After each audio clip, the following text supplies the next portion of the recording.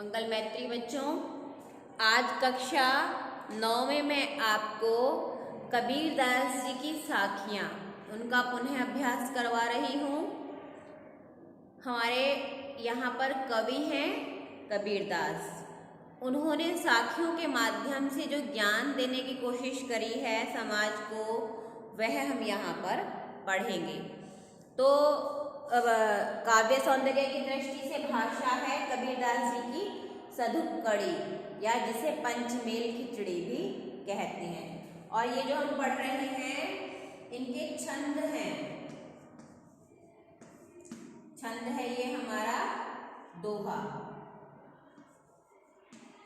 अभी हम जो पढ़े हैं कि ये सब दोहे हैं उनके, तो प्रत्येक को हम दोहा छंद कहेंगे। भाषा पंचमेल खिचड़ी, शैली चित्रात्मक और अलंकार बीच बीच में यहाँ पर हम बताते रहेंगे।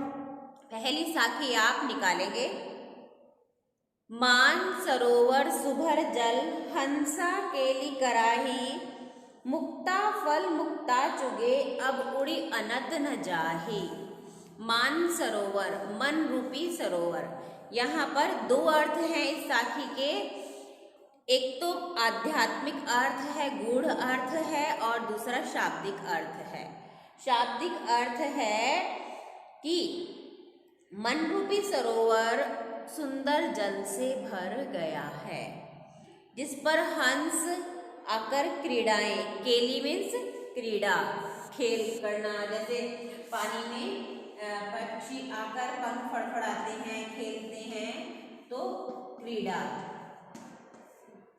हंस जो है हमेशा सरोवर पर आते हैं, जहाँ स्वच्छ जल होता है इस जगह पर वो आते हैं। और कह रहे हैं कि सरोवर पर हंस आ गए हैं, क्रीड़ाएं कर रहे हैं, यानी वो वहाँ बहुत प्रसन्न हैं, खुश हैं। मुक्ता फल मुक्ता चुगे, अब वो वहाँ पर सच्चे मोती चुग रहे हैं। अब उड़ी अनत न जाही, अनत यानी अन्यत्र। मुख्य शब्द हम साथ साथ लिखते रहेंगे। अनत यानी यहाँ पर शब्द जो हैं तत्सम और तद्भव भी होते हैं। अन्यत्र यानी दूसरी जगह। अब उड़ी अनत न जाही, अब उड़कर कहीं दूसरी जगह अन्यत्र नहीं जाना चाहते। अब इसका जो दूसरा गूढ़ अर्थ है वह है जीवात्मा के संदर्भ में। जीवात्मा जब अभ्यास करते करते, परमात्मा का ध्यान करते करते सहस्त्रार्थ चक्र में पहुंच जाती है, तो कहते हैं कि यहाँ सहस्त्रार्थ चक्र में हमारा एक सरोवर की तरह है, जहाँ एक कमल खिला हुआ है, सहस्त्रदल कमल खिला हुआ है। तो वहाँ की बात कर रहे हैं कि ये जीवात्मा चलते चलते मन रूपी सरोवर पर पहुँच गई, यानी सहस्त्रार्थ चक्र में ये पहुँच गई। हंस कहा है जीवात्मा को, तो जीवात्मा रूपी हंस वहाँ क्रीड़ाएं कर रहा है, अर्थात वहाँ आनंद में मग्न है, प्रसन्न है, खुश है। वहाँ पहुँचने के बाद मुक्ता फल मुक्ता चुगे, और जैसे हंस सच्चे मोती चुगता है, ऐसे ही यह जीवात्मा वहाँ पहुँचकर ईश्वर के नाम रूपी सच्चे मोती चुग रही है। अब उड़ी अनत न जाही, अब यह हंस उड़कर कहीं और नहीं जाना चाहता, अर्थात यह जीवात्मा अब वहाँ से उस स्थान पर, उस सरोवर पर पहुँचने के बाद वहाँ से नीचे संसार में नहीं आना चाहती। यह अब संसार की गंध में, संसार की बातों में नहीं रमना चाहती, वहीं पर स्थित होकर ईश्वर का ध्यान करना चाहती है। ठीक है, दोनों अर्थ आ गए समझ में। हंस यानी जीव आत्मा, मन रूपी सरोवर, और मुक्ता फल यानी ईश्वर के नाम रूपी सच्चे मोती। नेक्स्ट है प्रेमी ढूंढत मैं फिरो। प्रेमी यानी जिससे मैं प्रेम कर रहा हूँ, वह उसको मैं सारे संसार में ढूंढता फिर रहा हूँ। प्रेमी मिले ना कोई, लेकिन मुझे वहाँ कहीं पर भी जाकर वह ईश्वर सच्चा प्रेमी, सच्चा प्रेम करने वाला नहीं मिल रहा है। प्रेमी को प्रेमी मिले, जो वास्तव में उस ईश्वर से सच्चा प्रेम करता है, उसी को वह ईश्वर प्राप्त होता है। सब विष अमृत होए, और जब वह प्रेमी मिल जाता है, वह ईश्वर मिल जाता है, तो सारा विष अमृत में बदल जाता है। कैसे? जैसे जब जीवात्मा परिष्कृत होगी, धीरे धीरे शुद्ध होगी, होगी, पवित्र होगी, इसके अंदर के सारे मैल दुर्गुण निकल जाएंगे, तभी इसको ईश्वर के दर्शन होंगे। यानी पहले ये पवित्र होगी, इसके दुर्गुण दूर होंगे, इसका जो विष है वो सारा बाहर निकलेगा, समाप्त हो जाएगा, तब फिर इस जीवात्मा को ईश्वर के दर्शन होते हैं, इसमें अमृत पैदा होता है। तो वही जब प्रेमी से प्रेमी मिल गए तो यानी सब विष अमृत में बदल गया है। अब विष के नाम की चीज कोई इस जीवात्मा में नहीं बची, सब कुछ पवित्र हो गया है, सारे दुर्गुण दूर हो गए हैं। सब विष अमृत होने से मतलब है सब दुर्गुण समाप्त हो जाना और सच्चा प्रेमी यानी ईश्वर मिल जाना। नेक्स्ट तीसरा देखिए, हस्ती चढ़िए ज्ञान की। हस्ती कहा है हाथी को।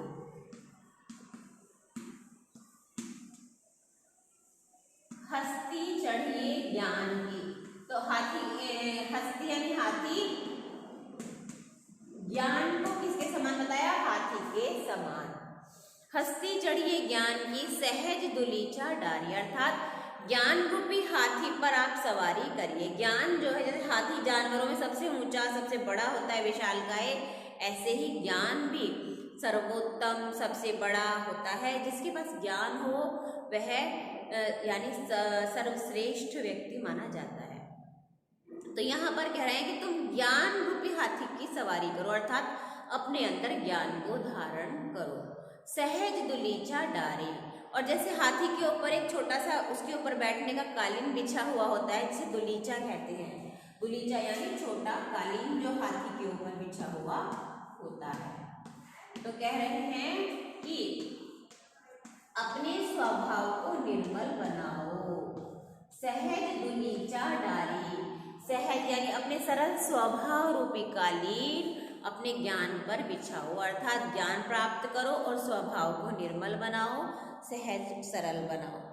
श्वान रूप संसार है, श्वान यानी कुत्ता, यह संसार तो कुत्ते की तरह है। भूखन दे झक मारी, इसे भौंकने दो, झक मारकर अपने आप चुप हो जाएगा। जैसे गलियों में से जब हाथी गुजरता है तो सब कुत्ते उसको देखकर भौंकने लगते हैं, डरते भी हैं उससे कि इतनी बड़ी क्या चीज आ गई हमारे सामने, लेकिन उसको भौंकते भी हैं।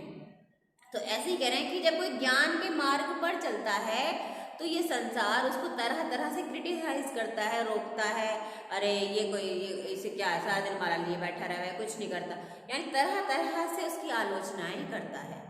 बोलने दो संसार को, कबीरदास जी कह रहे हैं संसार को बोलने दो, संसार का काम तो कुत्तों की तरह भौंकना है। जैसे जब हाथी निकलता है तो कुत्ते भौंकते हैं, ऐसे ही जब कोई तुम ज्ञान के मार्ग पर आगे बढ़ोगे तो ये संसारी लोग तुम्हें तरह तरह से बातें बनाएंगे, कुछ कुछ कहेंगे, तुम लेकिन इनकी परवाह मत करना, ये अपने आप भौंक कर चुप हो जाएंगे। पखा पखी के कारणे सब जग रहा भुलान, निरपक होई के हरि भजे सोई संत सुजान। पखा पखी यानी पक्ष और विपक्ष, पखा यानी पक्ष और पखी यानी विपक्ष, पखा पखी विपक्ष और विपक्ष। कुछ लोग कहते हैं ईश्वर के पक्ष में रहते हैं कि ईश्वर है, कुछ लोग ईश्वर का विरोध करते हैं कि नहीं ईश्वर कुछ नहीं होता, वो विपक्ष में है ईश्वर के। तो ये संसार बस दो ही चीजों में पड़ा हुआ है, कोई तो ईश्वर का समर्थन कर रहा है, कोई उसका विरोध कर रहा है। पखा पखी के कारण, पक्ष और विपक्ष के कारण इसी चक्कर में पड़े हुए लोग सब जग रहा भुलान, ईश्वर को भूल गए, ईश्वर का नाम तो लेते ही नहीं है, बस बहस करते रहते हैं उसके बारे में। निरपक होई के हरि भजे, जो निष्पक्ष होकर उस हरि का यानी उस ईश्वर का ध्यान करता है, सोई संत सुजान, वो ही वास्तव में सच्चा संत है, वो ही ईश्वर का भक्त है। पांचवी साखी, हिंदू मुआ राम कहे मुसलमान खुदाई, कहे कबीर सो जीवता जो दुई की निकट न जाहे। कबीरदास जी कह रहे हैं कि हिंदू तो मुझे राम राम कहता है, मुसलमान खुदाई, मुसलमान खुदा खुदा करता है, लेकिन कहे कबीर सो जीवता, कबीरदास जी कहते हैं वास्तव में वही जीवित है, उसी ने अपना जीवन सफल किया है जो दुही की निकट न जाही। दुही यानी द्वैतवाद, जो द्वैतवाद में नहीं पड़ता, ईश्वर को और अपने को अलग अलग नहीं मानता। जीवात्मा भी उसी का अंश है। यह भाव हमें हमारे भीतर होना चाहिए। जो राम रहीम के चक्कर में नहीं पड़ता, द्वैतवाद में नहीं पड़ता, वही वास्तव में ईश्वर को प्राप्त करता है। नेक्स्ट है काबा फिरी काशी भया राम ही भया रहीम। कबीरदास जी कह रहे हैं कि मैं काबा में भी घूम आया और काशी में भी घूम आया। राम ही भया रहीम, जो राम है वही रहीम है, अर्थात राम और रहीम में कोई अंतर नहीं है, ईश्वर एक ही है। राम भी वही ईश्वर है, रहीम भी वही ईश्वर है। मोट चून मैदा भया, कबीरदास जी शिक्षा दे रहे हैं कि जो मोटा आटा होता है वही अगर थोड़ा और बारीक पीस दो तो मैदा बन जाता है।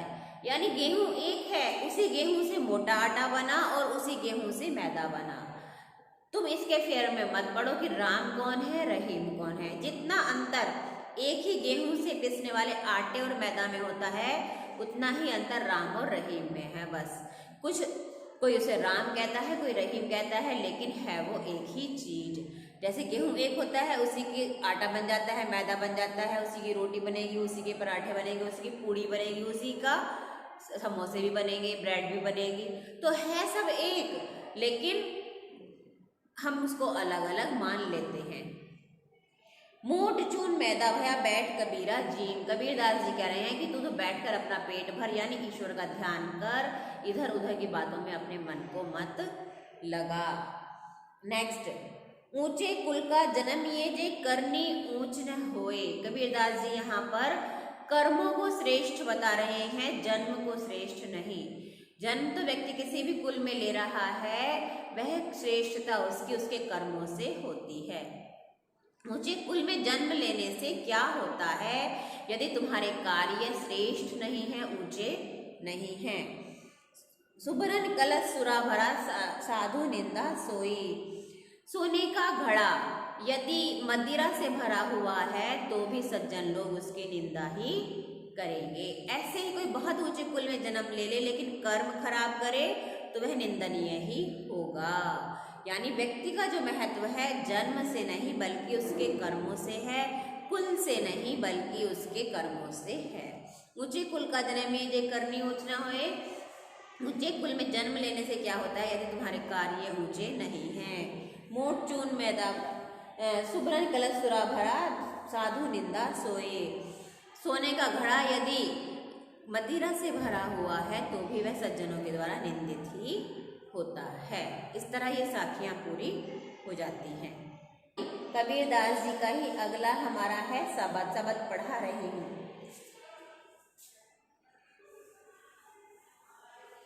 शबद में यहाँ पर 2 शबद हैं, लेकिन परीक्षा में आपका एक कट गया है और सिर्फ एक ही आपके अभी शेष बचा है।